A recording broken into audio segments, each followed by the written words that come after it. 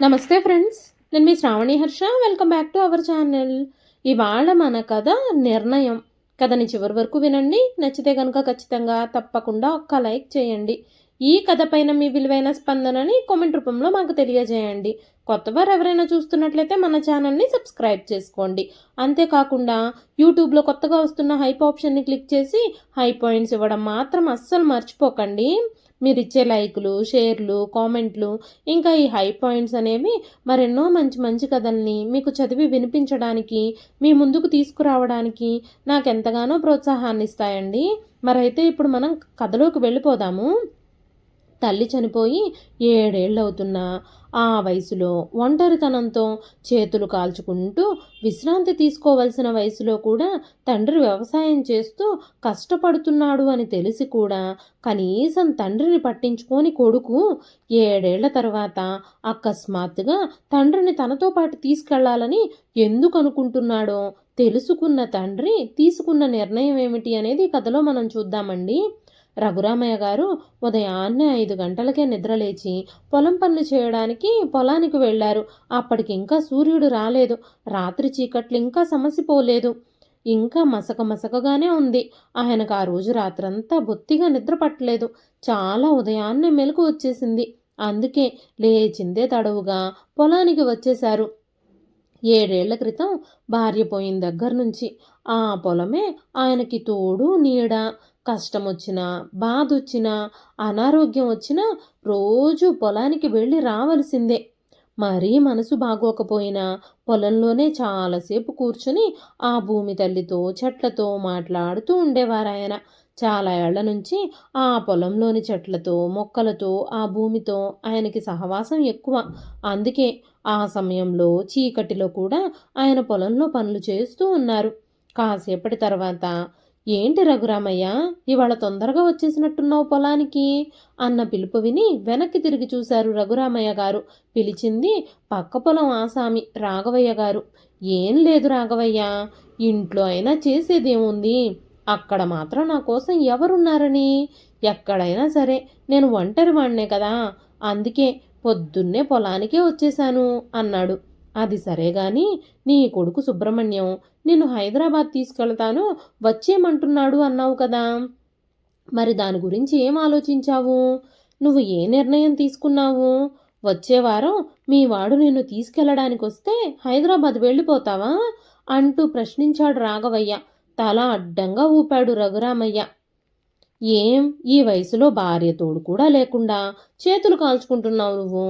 ఇక్కడ మాత్రం ఎవరున్నారు నీకు? ఎన్నో ఏళ్ల నుంచి ఒంటరి బ్రతుకు బ్రతుకుతున్నావు. ఇన్నాళ్లకైనా నీ కొడుకుకి నీ బాధలు అర్థమయ్యాయి. తమతో పాటు ఉండడానికి కొడుకు రమ్మని పిలుస్తున్నాడుగా, వెళ్ళిపోవచ్చుగా. అక్కడైతే కొడుకు, కోడలు, మనవలు అందరూ ఉంటారు. ఇక్కడ ఒంటరి బ్రతుకు ఏం బాగుంది చెప్పు నీకు? వెళ్ళిపోయి హాయిగా అందరితో కలిసి కొడుకు దగ్గరుండక అన్నాడు రాఘవయ్య. వెంటనే రఘురామయ్య గారు మాట్లాడుతూ, కొడుకే స్వయంగా రమ్మని పిలుస్తున్నాడు, వెళ్ళిపోవచ్చు. కానీ నాకిక్కడ బాగానే ఉందిగా, ఉండడానికి ఇల్లుంది, చూసుకోవడానికి పొలం ఉంది. ఎన్నో ఏళ్ళుగా ఈ ఒంటరితనం నాకు అలవాటైపోయింది. నాకిలాగే బాగుంది, ఇక్కడే బాగుంది అన్నాడు రఘురామయ్య. నీకు అలవాటైపోయింది కాదనను, కానీ ఈ వయసులో ఎవరో ఒకరి తోడు అవసరం. కొడుకు రమ్మంటున్నాడు, హాయిగా అక్కడికి వెళ్ళి అందరితో కలిసి ఉండడం కన్నా ఈ వయసులో ఇంకేం కావాలి నీకు? సరేలే, నీ ఇష్టం, బాగా ఆలోచించుకో, నీ మనసు ఏం చెప్తే అదే చెయ్యి అంటూ పొలం పనికి ఉపక్రమించాడు రాఘవయ్య. పొలంలో పని ముగించుకొని మధ్యాహ్నం భోజనానికి లేచారిద్దరూ. చెట్టు కింద కూర్చొని తెచ్చుకున్న క్యారేజీలు ఓపెన్ చేసుకున్నారు. భోజనం ముగించిన తర్వాత రాఘవయ్య రఘురామయ్యతో ఇలా అన్నాడు. ఒక్కగానొక్క కొడుకు, మాతో పాటు వచ్చేయమని రోజు ఫోన్ చేస్తున్నాడు అంటున్నావు. అయినా నువ్వు అసలు ఎందుకు పట్టించుకోవడం లేదో నాకు అర్థం కావడం లేదు. వచ్చే వారం కుటుంబంతో సహా వస్తాడు అంటున్నావు. వచ్చినప్పుడు మరీ అంత పట్టుదలకు పోకు. ఈ వయసులో ఒక్కడివే ఉండడం అంత మంచిది కాదు. ఏ రోజు ఎలాంటిదో మనకి తెలియదు కదా. ఇప్పుడైతే కాలు చెయ్యి ఆడుతున్నాయి కాబట్టి నీ పని నువ్వు చేసుకుంటున్నావు.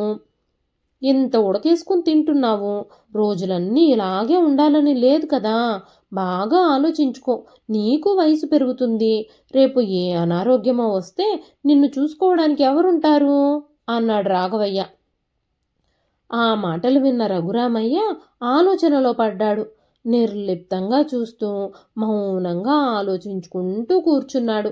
వెంటనే రాఘవయ్య, నీ ప్లేస్లో నేను గనక ఉండుంటే కొడుకు రమ్మని అడగ్గానే వెళ్ళిపోయేవాణ్ణి అన్న రాఘవయ్య మాటలకి అదోలా చూశాడు రఘురామయ్య. వాళ్ళింటి దగ్గర నాకెలా రోజు గడుస్తుంది చెప్పు. కొడుకు కోడలు ఆఫీసులకు వెళ్ళిపోతారు, పిల్లలు స్కూలుకు వెళ్ళిపోతారు. అక్కడ నాకేం తోస్తుంది? అక్కడ అసలు నాకెవరు తెలుసని ఎలా కాలక్షేపం అవుతుంది? ఒంటరిగా పంజరంలో పక్షిలాగా ఆ ఇంట్లో నేను మగ్గిపోవాలి. ఇక్కడైతే ఊర్లో స్వేచ్ఛగా తిరుగుతూ స్వేచ్ఛా వాయువును పీలుస్తూ నలుగురిని పలకరిస్తూ నలుగురితో నవ్వుతూ మాట్లాడే నాలాంటి వాడికి ఆ పట్నం వాతావరణం అస్సలు తగదు అన్నాడు రఘురామయ్య. కాసేపటి తర్వాత మళ్ళీ రాఘవయ్య మాట్లాడుతూ, నువ్వు చెప్పింది నిజమే అనుకో. ఈ విషయాలన్నీ పక్కన పెడితే వృద్ధాప్యంలో కన్నబిడ్డలతో కలిసి ఉండటం మేలే కదా. నువ్వింకా పాత విషయాల్ని మర్చిపోలేదా? నీ భార్య చనిపోయాక కొడుకు కోడలు ఇంటికి వెళ్ళిన నిన్ను వాళ్ళు సరిగ్గా పట్టించుకోలేదని అలిగి తిరిగి ఊరికొచ్చేశావు. ఇంకా నీకు వాళ్ళ మీద కోపం తగ్గలేదా అని రాఘవయ్య గారు అడగగానే రఘురామయ్య గారు మాట్లాడుతూ, వాళ్ళ మీద నాకు ఎలాంటి కోపము లేదు అన్నారు. మరి కోపం లేకపోతే నీ కొడుకు అంతగా బతిమాలుతున్నాడు కదా, వాళ్ళ ఇంటికి ఎందుకు వెళ్ళడం లేదు నువ్వు? ఈ రోజుల్లో అలాంటి కొడుకులు ఎక్కడున్నారు చెప్పు. ఎక్కడ చూసినా తల్లిదండ్రుల్ని పట్టించుకోని కొడుకులే కనబడుతున్నారు. కానీ నీ కొడుకు అలా లేడు. నీ గురించే ఆలోచిస్తున్నాడు. నీ బాధ్యత తీసుకుంటాను, తమతో పాటు రమ్మని బ్రతిమాలుతున్నాడు. సిటీలకు వెళ్ళిపోయి వాళ్ళ బ్రతుకులు వాళ్ళు బ్రతుకుతూ తల్లిదండ్రుల్ని మర్చిపోయే కొడుకులు ఎంతమంది ఉన్నారో లెక్కే లేదు. ఈ విషయం నీకు తెలుసు కదా. మనూర్లోనే చూడు, ఎంతమంది కొడుకుల కోసం ఎదురు చూస్తూ కాలం గడుపుతున్నారో. ఏ కొడుకైనా తల్లిదండ్రుల్ని తమతో పాటు రమ్మని అడుగుతున్నాడా? తీసుకెళ్ళడానికి వస్తున్నారా? కనీసం సంవత్సరానికి ఒకసారైనా చూడ్డానికి వస్తున్నారా కొడుకులు? ఎవరి సంగతో ఎందుకు, నాకు 2 కొడుకులు ఉన్నారు, కానీ ఏ ఒక్కరూ మమ్మల్ని తీసుకెళ్లే ఉద్దేశంలో లేరు. నేను నా భార్య ఈ వయసులో ఒంటరిగా కాలం గడుపుతున్నాము. ఇంతకుముందు అప్పుడప్పుడు మా 2 కొడుకులు మమ్మల్ని చూడ్డానికి వచ్చేవాళ్ళు. వచ్చినప్పుడల్లా మమ్మల్ని కూడా మీతో పాటే తీసుకెళ్ళిపోండి, మీ ఇద్దరి దగ్గర చెరుకుని రోజులు ఉంటూ మా వృద్ధాప్యాన్ని మీ సమక్షంలోనే గడుపుతాము అంటూ ప్రతిసారి నేను నా భార్య అడుగుతూనే ఉండేవాళ్ళము. ఎప్పుడు ఏదో ఒక సాకులు చెబుతూ ఉండేవారు కొడుకులు. ఈ మధ్య అసలు వాళ్ళిద్దరూ ఊరికే రావడమే మానేశారు. సరిగ్గా ఫోన్ కూడా చేయడం లేదు అన్నాడు రాఘవయ్య. ఆ మాటలకి రఘురామయ్య, నా భార్య చనిపోయి 8 ఏళ్ళు అవుతుంది. నేను కొడుకింటికి వెళ్ళి అక్కడ ఉండలేక తిరిగి ఇక్కడికి వచ్చేసి 7 ఏళ్ళు అవుతుంది. ఈ 7 ఏళ్ళుగా నేను ఎలా ఉన్నానో ఏం చేస్తున్నానో పట్టించుకోకుండా, కనీసం ఫోన్ కూడా చేయకుండా, ఒక్కసారి కూడా వచ్చి చూసి వెళ్లకుండా వదిలేసిన కొడుకు ఇప్పుడెందుకు నన్ను రమ్మంటున్నాడంటావు అన్నాడు రఘురామయ్య. ఆ మాటలకి రాఘవయ్య ఇన్నాళ్ళు పట్టించుకోకుండా ఇప్పుడు తన జీవితంలో ఏదైనా సంఘటన జరిగిందేమో, ఆ సంఘటన వల్ల తను నీ విషయంలో చేసిన పొరపాటును గ్రహించాడేమో, జరిగిందాన్ని తలుచుకుని పశ్చాత్తాపడుతున్నాడేమో, ఆలస్యంగా ఇన్నేళ్ల తర్వాత తప్పు తెలుసుకొని దాన్ని సరిదిద్దుకోవాలి అని అనుకుంటున్నాడేమో అన్నాడు. వెంటనే రఘురామయ్య నవ్వుతూ, సరేలే, నువ్వేమీ కంగారు పడకు. నేను ఈ విషయం గురించి ఖచ్చితంగా ఆలోచిస్తాను. ఏం చెయ్యాలి, ఎలాంటి నిర్ణయం తీసుకోవాలి అనే విషయం గురించి వచ్చే వారం వాళ్ళు వచ్చినప్పుడు చూద్దాం అనుకుంటూ అక్కడి నుంచి లేచి మళ్ళీ తిరిగి పొలంలో పనిలో పడ్డారిద్దరూ. ఆ రాత్రి రఘురామయ్యకు కంటి మీద కునికే పట్టలేదు.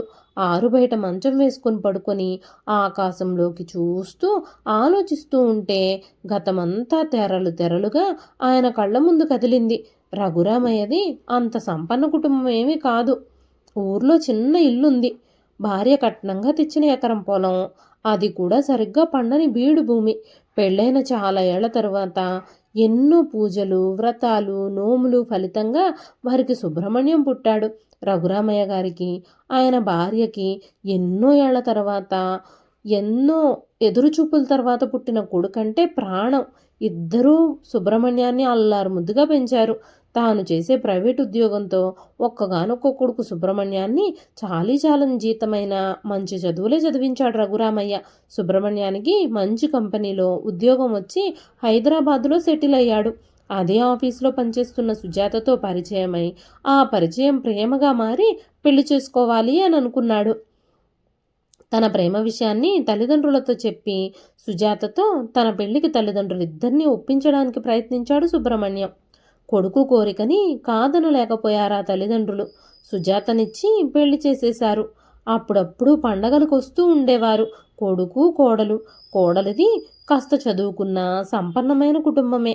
పెళ్ళైన దగ్గర నుంచి అత్తామామల్ని పల్లెటూరు వాళ్ళని, నాగరికత తెలియని వాళ్ళని చిన్న చూపు చూస్తూ ఉండేది. క్రమక్రమంగా పల్లెటూరులో సరైన వసతులే లేవని, సౌకర్యాలు లేవని ఊరికి రావడానికి అస్సలు ఇష్టపడేది కాదు. పండగలకి, సెలవులకి ఎప్పుడో సంవత్సరానికి 1-2 సార్లు వచ్చే కొడుకుని, కోడల్ని చూసుకుంటూ ఎంతగానో మురిసిపోయేవారు జానకి గారు. కోడలికి దగ్గరవ్వాలని, తనతో సరదాగా ఉండాలని, కోడలు కూడా తనతో కలిసిపోవాలని ఎంతగానో ఆశపడేవారు జానకి గారు. కానీ జానకి గారికి చదువు లేదని, చాదస్తం ఎక్కువ అని, చెప్పిందే మళ్ళీ చెబుతూ ఉంటారని కోడలు మొహం మీదే చిరాకు పడుతూ ఉండేది. అయినా సరే చిన్నపిల్ల మెల్లగా తెలుసుకుంటుందిలే అని జానకి గారు సర్దుకుపోయేవారు. అయినా కొడుకు కోడలు వచ్చేది ఏదో సంవత్సరానికి ఒక్కసారి. 4 రోజులు ఆ పిల్లకు నచ్చినట్టుగా ఉంటే సరిపోతుంది కదా అని తనలో తానే సర్ది చెప్పుకునేది. ఆ పిల్ల కోపంలో, చిరాకులో ఏమన్నా పట్టించుకునేది కాదు. నా కూతురైతే సర్దుకుపోనా అని కడుపులోనే దాచుకునేది. తనకి, తన భర్తకి కోడలు ఏమాత్రం గౌరవం ఇవ్వకపోయినా, మర్యాద లేకుండా ప్రవర్తించినా మౌనంగా భరించేవాళ్ళు వాళ్ళిద్దరూ. కొడుకు పెళ్ళి, రఘురామయ్య గారి రిటైర్మెంటు ఒకదాని వెంట ఒకటి జరిగిపోయాయి. రఘురామయ్య గారు పెన్షన్ రాని ప్రైవేట్ ఉద్యోగం చేసి రిటైర్ అయ్యారు. ఉన్న ఎకరం పొలం సాగు చేసుకుంటూ ప్రావిడెంట్ ఫండ్ బ్యాంకులో వేసుకుని వచ్చే వడ్డీ డబ్బులతో ఆ పల్లెటూరులోనే హాయిగా మిగిలిన జీవితాన్ని ప్రశాంతంగా గడపాలి అని నిర్ణయించుకున్నారు. అనుకున్నది అనుకున్నట్టుగా జరిగితే అది జీవితం ఎందుకు అవుతుంది? అనుకోకుండానే ఆయన రిటైర్ అయిన కొద్ది రోజులకే జానకి గారు అకస్మాత్తుగా అనారోగ్యానికి గురయ్యారు. ఊర్లో ఆర్ఎంపీ డాక్టరు కొన్ని రోజులు మందులు వాడాడు. ఆ మందుల వల్ల ఎలాంటి ఫలితము లేకపోవడంతో అనుమానంతో సిటీకి తీసుకెళ్లి టెస్టులన్నీ చేయించమని చెప్పాడు. వెంటనే రఘురామయ్య గారు కొడుక్కి ఫోన్ చేశారు. కొడుకు ఈ విషయం కోడలితో చెప్పగానే కోడలు ఇంతెత్తున లేచింది. కావాలంటే మీ అమ్మా నాన్నలకి కొంత డబ్బు పంపించేయండి, ఆ ఊరిలోనే వైద్యం చేయించుకోమని చెప్పండి. అంతేగాని వాళ్ళు మన ఇంటికి రావడం నాకు అస్సలు ఇష్టం లేదు. ఆ పల్లెటూరి అనాగరికులని నా ఇంట్లో నేను భరించలేను. వాళ్ళ మాటలు, వాళ్ళ చాదస్తాలు నాకు అస్సలు నచ్చవు. వాళ్ళు మన ఇంటికి రావడానికి వీలే లేదు అని కరాఖండిగా చెప్పేసింది. సమయానికి సరైన వైద్యం అందని కారణం చేత జానకి గారు చాలా రోజులు అనారోగ్యంతోనే ఉండి కొన్ని రోజుల తర్వాత మరణించారు. జానకి గారు చనిపోయినప్పుడు కర్మకాండలు, తర్వాత కార్యక్రమాలు జరిపించడానికి సుబ్రహ్మణ్యం భార్య సుజాతతో కలిసి తన ఇంటికి వచ్చాడు. ఆ కార్యక్రమాలన్నీ జరిగిపోయిన తర్వాత ఒంటరైన తండ్రిని భార్యకు భయపడి తనతో పాటు తీసుకెళ్ళాలి అని అనుకోలేదు. రఘురామయ్య గారితో కూడా ఆ విషయం గురించి అస్సలు మాట్లాడలేదు. మాట్లాడితే ఆయన్ని తమతో పాటు తీసుకెళ్లాల్సి వస్తుందేమో, తమతో పాటు వస్తారేమో అన్న భయంతో కార్యక్రమాలన్నీ ముగిసే వరకు మౌనంగా ఉండి సైలెంట్గా అక్కడి నుంచి జారుకున్నాడు కొడుకు. కొన్ని రోజులు గడిచేసరికి జానకి గారు లేని ఆ ఇంట్లో ఒంటరిగా ఉండలేక కొడుకింటికి వెళితే కనీసం కొడుకు కోడలు అయినా కనబడుతూ ఉంటారు, సమయానికి ఇంత తిండి పెడతారు అనే ఉద్దేశంతో రఘురామయ్య గారు కొడుకింటికి హైదరాబాద్ వెళ్ళారు. తాము రమ్మని అడగలేదు కాబట్టి ఎప్పటికీ రఘురామయ్య గారు తమ ఇంటికి రారు అనుకున్న కోడలు అకస్మాత్తుగా మామగారి రాకని ఏమాత్రము సహించలేకపోయింది. ప్రతి విషయంలోనూ మామగారిని సూటిపోటి మాటలతో బాధించడం మొదలుపెట్టింది. ఆఫీసుకు వెళుతూ తను ఇంకా తన భర్తతో పాటు మామగారికి కూడా వండి పెట్టడం, తాము లేని సమయంలో మామగారు ఆ ఇంట్లోనే ఉంటారు అనే విషయం సుజాత అస్సలు జీర్ణించుకోలేకపోయింది. రఘురామయ్య గారు ఆ ఇంటికొచ్చిన మొదటి రోజే సుజాత సుబ్రహ్మణ్యంతో చెప్పేసింది, మీ నాన్నగారు రోజంతా ఇల్లంతా తిరుగుతూ నాకు అస్సలు కనబడకూడదు, ఆయన్ని చూస్తేనే నాకు చిరాగ్గా ఉంటుంది, ఆయన్ని ఆ గదిలో నుంచి బయటకు రావద్దు అని చెప్పండి అంటూ సుబ్రహ్మణ్యంతో చెప్పింది. రఘురామయ్య గారు కొడుకు కోడలు ఆఫీసులకు వెళ్ళిపోయే వరకు తన గదిలో నుంచి బయటకు వచ్చేవారే కాదు. అలాగే రోజులు గడుస్తూ ఉన్నాయి. ఒకరోజు సుజాత ఆఫీస్ నుంచి వచ్చేసరికి రఘురామయ్య గారు సోఫాలో పడుకొని టీవీ చూస్తూ ఉన్నారు. అది చూసిన కోడలు సుజాత, మామయ్య గారు ముందు మీరు ఆ సోఫా మీద నుంచి లేకవండి, ఇది మేము పల్లెటూరు అని అనుకుంటున్నారా మీరు? ఈ సోఫా మీ నులక మంచమో పడక కుర్చీనో అనుకుంటున్నారా? అలా దర్జాగా పడుకొని టీవీ చూస్తున్నారు. ఆ సోఫా ఖరీదెంతో మీకు తెలుసా? 2 లక్షలు. మీరు ఎలా పడితే అలా వాడడానికి కాదు, నేను ఈ సోఫా కొంది అంటూ గట్టిగా అరిచింది. ఆ మాటలకి రఘురామయ్య గారు బిక్క చచ్చిపోయారు. తలదించుకొని మౌనంగా తన గదిలోకి వెళ్ళిపోయారు.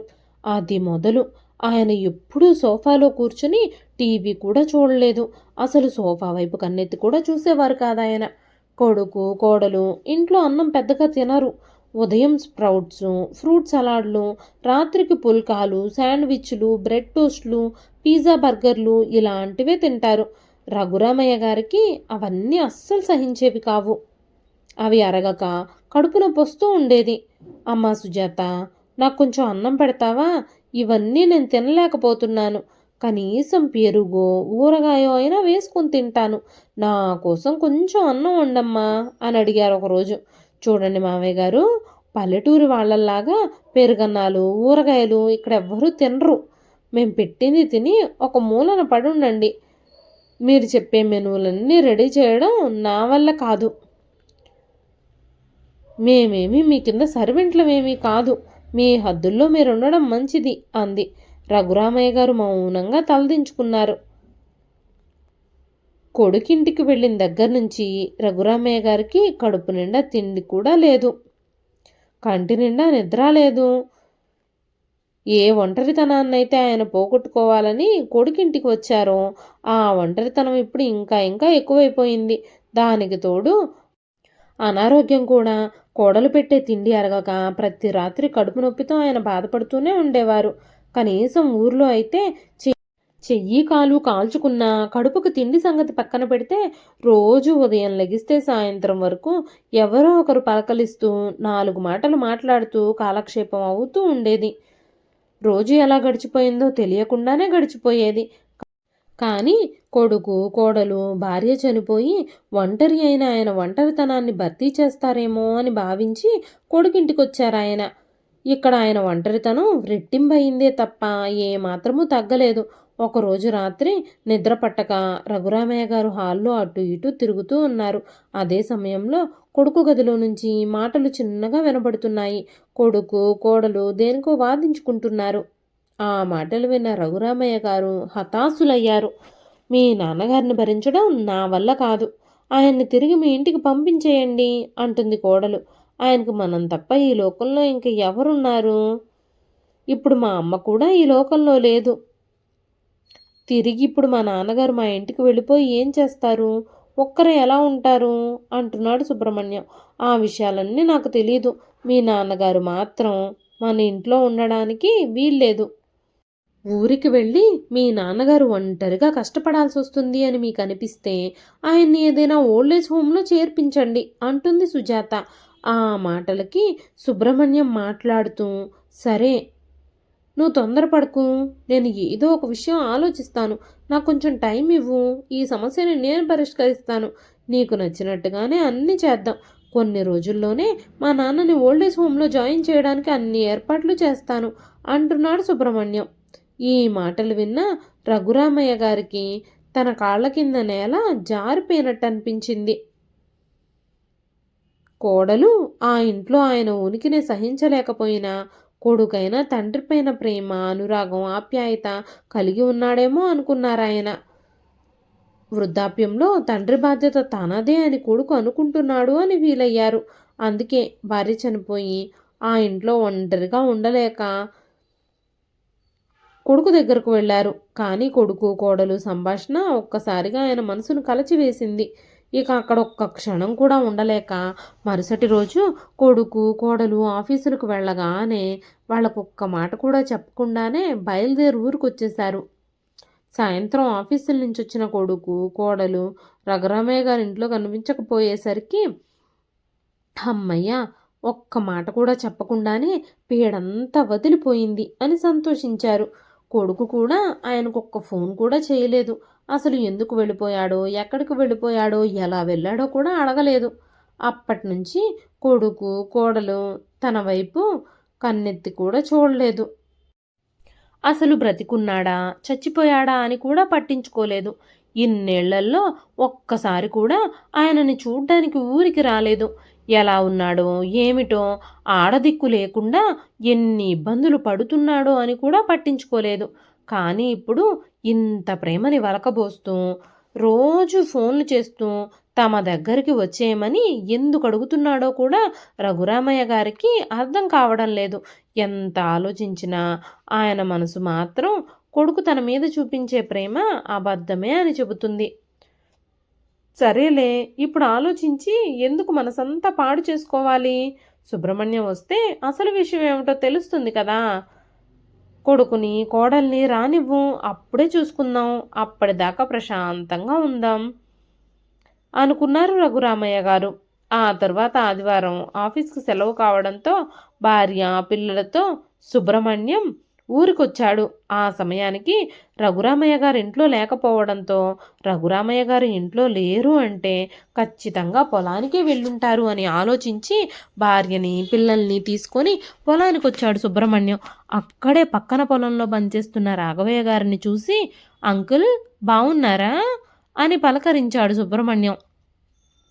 ఎంతసేపు అవుతుంది బాబు వచ్చి? అందరూ కులాసానా అంటూ సుబ్రహ్మణ్యాన్ని పిల్లల్ని సుజాతని పలకరించారు రాఘవయ్య గారు. వెంటనే సుబ్రహ్మణ్యం నాన్న కోసం ఇంటికి వెళితే నాన్న ఇంట్లో లేరు, పొలానికే వచ్చుంటారు అని అందరం కలిసి ఇక్కడికే వచ్చాం అంటూ చెప్పగానే రాఘవయ్య గారు మాట్లాడుతూ రఘురామయ్య ఇప్పటిదాకా పొలంలో పనిచేస్తూనే ఉన్నాడు, ఇప్పుడే అలసటగా ఉందని ఆ చెట్టు కింద కాసేపు విశ్రాంతి తీసుకుంటాను అంటూ వెళ్ళాడు అని చెప్పగానే సుబ్రహ్మణ్యం భార్య పిల్లలతో కలిసి పొలం గట్టు మీద నడుచుకుంటూ చెట్టు దగ్గరకు వెళ్ళాడు. నేల మీద కండువా పరుచుకొని చెట్టు కింద పడుకుని ఉన్నారు రఘురామయ్య గారు. దగ్గరకు వెళ్ళగానే సుబ్రహ్మణ్యం నాన్న ఎలా ఉన్నావు అంటూ ఆయన్ని పలకరించాడు. ఆరోగ్యం ఎలా ఉంటుంది అని మామగారిని పరామర్శించింది సుజాత. బాగానే ఉన్నానమ్మా అన్నాడు రఘురామయ్య. సుబ్రహ్మణ్యం ఇద్దరు పిల్లలు కూడా రఘురామయ్య గారిని అలాగే చూస్తూ ఉన్నారు. అప్పుడు సుబ్రహ్మణ్యం ఏమిట్రా అలా చూస్తున్నారు? ఆయన మీ తాతయ్య, వెళ్ళండి దగ్గరకు వెళ్ళి పలకరించండి అంటూ ఉంటే కొత్తగా రఘురామయ్య గారిని చూడడంతో పిల్లలు బెరుగ్గా దూరంగానే నిలబడిపోయారు. రఘురామయ్య గారు ఎలా ఉన్నారు బాబు అంటూ పిల్లల్ని దగ్గరకు తీసుకున్నారు. కొత్తగా పొలాలు చెట్లు ఆ వాతావరణం చూసిన పిల్లలు పొలంలో ఆడుకుంటాము అంటూ గొడవ చేస్తున్నారు. వద్దు, మీరు పొలంలో ఆడుకుంటే మొక్కలన్నీ పాడు చేసేస్తారు అంది సుజాత. సుజీ, నువ్వు వాళ్ళని పొలంలోకి తీసుకెళ్ళు, కాస్త ఎంజాయ్ చేస్తారు, వెనకాలే ఉండి వాళ్ళని చూస్తూ ఉండు, మొక్కల్ని తొక్కకుండా ఆడుకోమని చెప్పు అన్నాడు సుబ్రహ్మణ్యం. సుజాత పిల్లల్ని తీసుకొని పొలంలోకి వెళ్ళింది.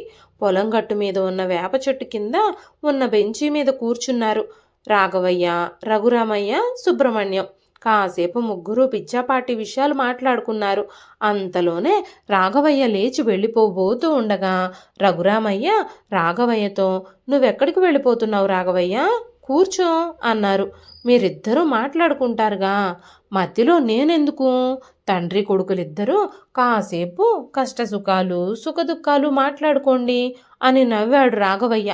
కూర్చో, పర్వాలేదులే, మేమేమీ సీక్రెట్స్ మాట్లాడుకోవడం లేదులే అన్నాడు రఘురామయ్య. సుబ్రహ్మణ్యం చాలాసేపు తండ్రిని బతిమాలాడు తనతో పాటు వచ్చేసి తమ ఇంట్లోనే ఉండమని. నాన్నగారు, ఈ వయసులో మీకు ఈ పంతాలు పట్టింపులు ఎందుకు? మేమే స్వయంగా వచ్చాం మీ దగ్గరికి మిమ్మల్ని తీసుకెళ్ళడానికి. మాతో పాటు వచ్చేయండి. ఈ వయసులో ఈ బాధలన్నీ మీకెందుకు? మాతో వచ్చి హాయిగా ఉండండి. మిమ్మల్ని ఈ వయసులో ఇలా వదిలేశాను అని నలుగురు కూడా నన్ను కూడా నానా రకాలుగా అనుకుంటారు కదా. అది కూడా ఆలోచించండి నాన్నగారు అన్నాడు సుబ్రహ్మణ్యం. వెంటనే రఘురామయ్య గారు, ఇప్పుడు నాకు ఇక్కడ బాగానే ఉంది కదా, నాకు రావాలనిపిస్తే నేనే వస్తానులే, ఇప్పుడైతే నాకు మీతో పాటు రావాలని లేదు అన్నాడు రఘురామయ్య. వెంటనే సుబ్రహ్మణ్యం, ఎప్పుడో జరిగిపోయిన విషయం గురించి మనసులోనే పెట్టుకుని మీరు ఇలా ప్రవర్తించకండి నాన్నగారు. ఆ రోజు చెప్పా పెట్టకుండా మీరు ఇంటి నుంచి వచ్చేశారు. మీకు సిటీలో ఉండడం ఇబ్బందిగా ఉందేమో, మా పనులతో మేము బిజీగా ఉండి మీకు టైం ఇవ్వలేకపోతున్నాం కాబట్టి మీరు ఊరికి వచ్చేసారేమో అని మేము అనుకున్నాం. ఎక్కడైనా సంతోషంగా ఉంటారులే, నలుగురు మధ్యలో ఊర్లో ఉంటేనే మీకు సంతోషమని మళ్ళీ రమ్మని మిమ్మల్ని బలవంత పెట్టలేదు. కానీ ఇప్పుడు పిల్లలు కూడా ఉన్నారుగా, వాళ్లతో పాటు మీకు కాలక్షేపం అవుతుంది. చక్కగా సాయంత్రాలు వాళ్ళని తీసుకుని పార్కుకు వెళ్ళొచ్చు, వాళ్ళతో ఆడుకోవచ్చు. మీకు ఏది కావాలంటే అది చేసి పెట్టడానికి ఇంట్లో రోజంతా ఉండే పని మనిషిని కూడా పెట్టుకున్నాం మేము. పిల్లల్ని చూసుకుంటూ మిమ్మల్ని కూడా జాగ్రత్తగా చూసుకుంటుంది. అక్కడ మీకు ఎలాంటి ఇబ్బంది ఉండదు. మీకు కూడా వయసు పైబడింది కదా, ఇంకా ఎన్ని రోజులని ఇక్కడ ఒంటరిగా కష్టపడతారు? మీ పంతాలు పట్టింపులు పక్కన పెట్టి మాతో పాటు వచ్చేయండి నాన్న.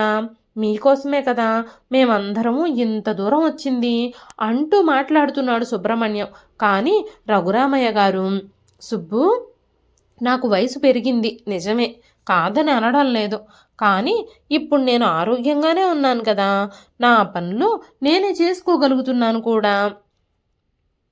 కాళ్ళు చేతులు బాగానే పనిచేస్తున్నాయి, పొలం పనులు కూడా చేస్తున్నాను. నాకు ఈ ఊరు వదిలి ఎక్కడికి రావాలని లేదు. ముందు ముందు నాకేదైనా ఇబ్బంది వస్తే నాకు మాత్రం నువ్వు తప్ప ఇంకెవరున్నారు? నీ దగ్గరికే ఖచ్చితంగా వస్తాను. అప్పుడు నీ దగ్గరే పర్మనెంట్గా ఉండిపోతాను. కానీ ఇప్పుడు మాత్రం నన్ను మీతో పాటు రమ్మని బలవంత పెట్టొద్దు అన్నారు రఘురామయ్య గారు. చాలాసేపు బ్రతిమాలినా కూడా ఎలాంటి ఉపయోగము లేకపోవడంతో కాసేపటికి సనుగుతూ అసలు విషయం బయటపెట్టాడు సుబ్రహ్మణ్యం. నాన్న, ఈ ఎకరం పొలం నాకు రాసేయి. దీని పక్కనే ఏదో ఫ్యాక్టరీ వస్తుందట. మనం ఈ పొలాన్ని కొంచెం డెవలప్ చేద్దాం. మీరు మాతో పాటు వచ్చేసి అక్కడ హాయిగా రెస్ట్ తీసుకోండి. ఒకవేళ మీకు సిటీకి రావడానికి ఇబ్బందిగా ఉంటే నెల నెల నేను మీ అవసరాలకు సరిపడా డబ్బులు పంపిస్తాను. మీ విషయాలన్నీ నేను చూసుకుంటాను. మీరు మాత్రం ఇంకా ఎన్ని రోజులను వ్యవసాయం చేస్తారు? ప్రశాంతంగా మీకు నచ్చిన ఊర్లోనే మన ఇంట్లోనే కూర్చొని కాలక్షేపం చేయండి అన్నాడు సుబ్రహ్మణ్యం. ఇక్కడ రోజు రోజుకి భూముల రేట్లు పెరిగిపోతున్నాయి. ఆ ఏజెంటు ఇప్పుడే అమ్మితే మంచి రేటు ఇప్పిస్తానని చెప్తున్నాడు. నాకు కూడా పిల్లలు పెరుగుతున్నారు, పెద్దవాళ్ళు అవుతున్నారు కదా, వాళ్ళ భవిష్యత్తుకి ఈ పొలం ఉపయోగపడుతుంది. ఈ పొలం అమ్మేసి పిల్లల పేర్ల మీద ఫిక్స్డ్ డిపాజిట్లో వేద్దాం అనుకుంటున్నాను అన్నాడు సుబ్రహ్మణ్యం. ఇప్పుడు ఏం తొందర, నేను వ్యవసాయం చేస్తున్నానుగా అన్నాడు రఘురామయ్య. ఏమీ పండని బీడు భూమిలో ఎన్నాళ్ళు మీరు వ్యవసాయం చేస్తారు? హాయిగా అమ్ముకొని ఆ డబ్బుతో హైదరాబాదులో మంచి ఫ్లాట్ కొనుక్కుందాం నాన్నగారు. ముందుకెళితే మళ్ళీ రేటు తగ్గిపోవచ్చు అన్నాడు సుబ్రహ్మణ్యం. ఆ మాటలకి రఘురామయ్య నవ్వుతూ, నువ్వు మంచి ఉద్యోగమే చేస్తున్నావు, నీ భార్య కూడా బాగానే సంపాదిస్తుంది, మీరిద్దరూ బాగానే ఉన్నారు కదా, ఈ పొలం మీ అమ్మకి వాళ్ళ పుట్టింటి వాళ్ళిచ్చింది. దీంతో మీ అమ్మ గుర్తుగా మీ అమ్మ పేరు శాశ్వతంగా నిలబడిపోయేలాగా ఏదైనా మంచి పని చేయాలని నేను ఆశపడుతున్నాను అన్నాడు రఘురామయ్య గారు. ఆ మాటలకి సుబ్రహ్మణ్యం ముఖంలో రంగులు మారాయి. కోపంతో ఊగిపోయాడు. అదేమిటి నాన్న, ఇప్పుడు ఇక్కడ ఎకరం ఎంత ఖరీదుంటుందో మీకు తెలుసా? 1,00,00,000 రూపాయలు పైనే ఉంటుంది. ఇంత ఖరీదైన భూమిని మీరు దాన ధర్మాలకు వాడదాం అనుకుంటున్నారా అని సీరియస్గా అన్నాడు. అవును అన్నట్టుగా తల ఊపాడు రఘురామయ్య. నీ ఇష్టం వచ్చినట్టు నువ్వు చేయాలనుకుంటే కుదరదు నాన్న. మా మామగారు లాయర్ అన్న విషయం మీకు తెలుసు కదా. కోర్టులో కేసు వేశాను అనుకోండి, మీ కొడుకుగా ఈ పొలం నాకే చెందుతుంది. కానీ ఈ వయసులో మిమ్మల్ని ఇబ్బంది పెట్టడం ఇష్టం లేక ఊరుకున్నాను అన్నాడు సుబ్రహ్మణ్యం అసహనంగా. మీరు ఈ పొలాన్ని మాకు రాసిచ్చేసి మాతో పాటు హైదరాబాద్ వచ్చేయండి.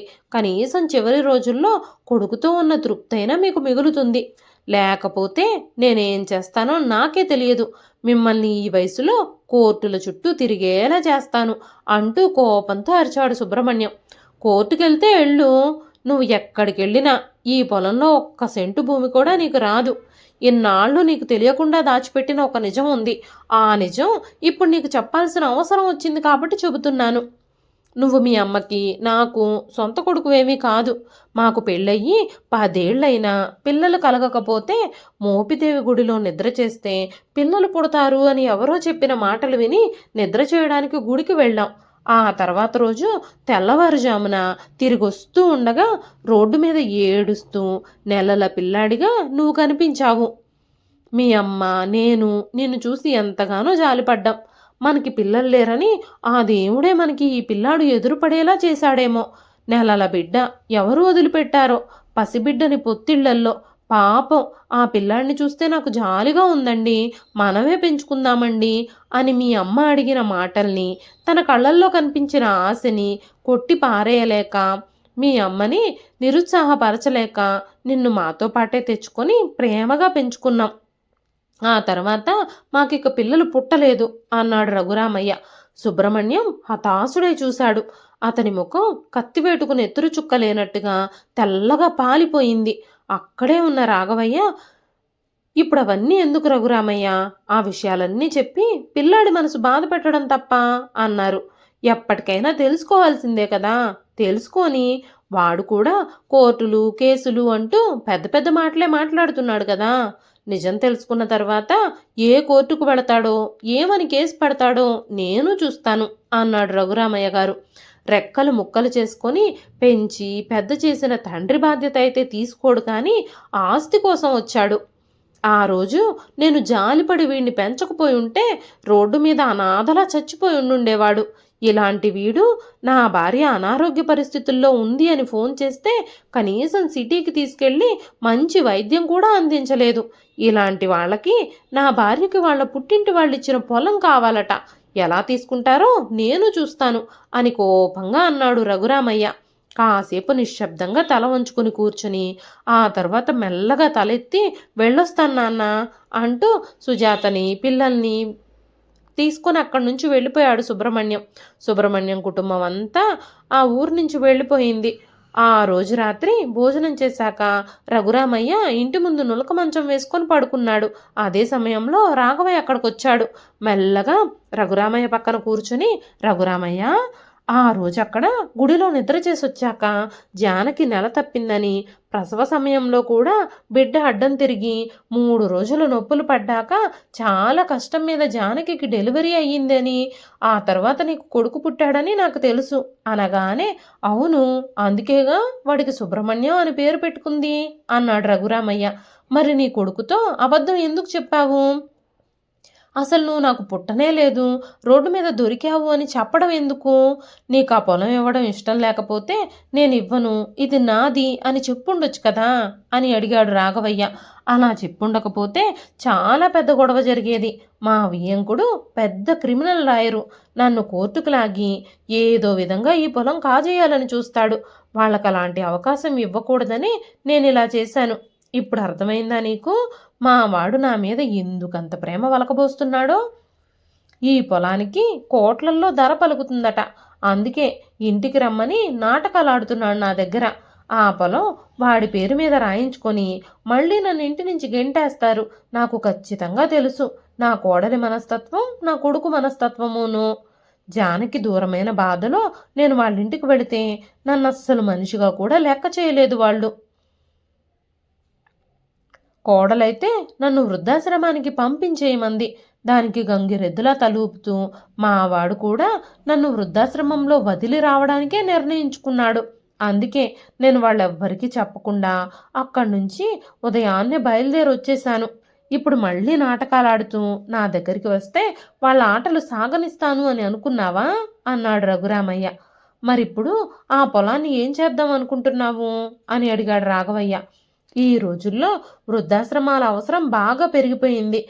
ఆ పొలాన్నమ్మి వచ్చిన డబ్బుతో నా భార్య పేరు మీద వృద్ధాశ్రమంలో ఒక బిల్డింగ్ కట్టించమని డొనేషన్గా ఇద్దామనుకుంటున్నాను.